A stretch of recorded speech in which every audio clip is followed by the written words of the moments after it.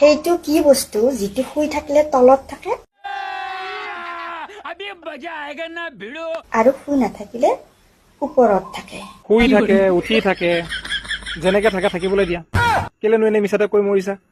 এতিয়া মোৰো এটা আছে, সেইবুলি এতিয়া মই আৰু দেখুৱাই ফুৰিম নে কৈ ফুৰিম? গা ধোৱাৰ পিছত কি বস্তু সৰু হৈ যায়? সেয়েহে মই কেলা 2-3 দিনৰ মূৰে মূৰে ধুওঁ, কাৰণ কেলা ডেইলি গা ধুই পেলাই সৰু কৰিবলৈ মন নাই। 2-3 দিনৰ মূৰত ধুলে অকণমান ডাঙৰ হৈ থাকে। ডাঙৰ হ'লে ভালো লাগে দিয়াচোন, খৰচা কম হয়। চাবোনটোৰ কথা কৈছিলোঁ। কি বস্তু শোৱাৰ আগত খুলিব লাগে? অলপ ৰ'বা, মই মুতি আহোঁগৈ।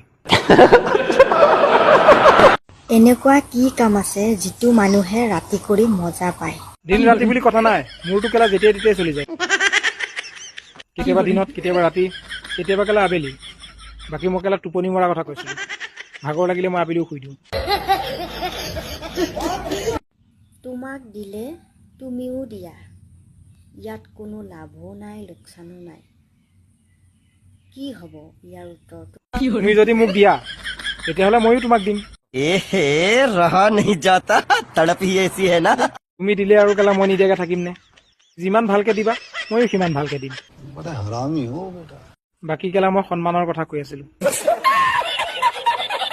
তুমি যদি মোক সন্মান দিয়া ময়ো তোমাক দিম, সেইটোহে দেই।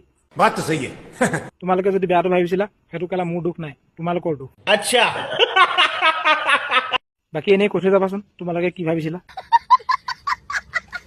ছেকেণ্ড হেণ্ড গাড়ী, ডিছকাউণ্টত দিয়া শাৰী, এটা সন্তানৰ মাক হোৱাৰ পিছতো বেলেগলৈ পলাই যোৱা নাৰী বিশ্বাস কৰিব নোৱাৰি।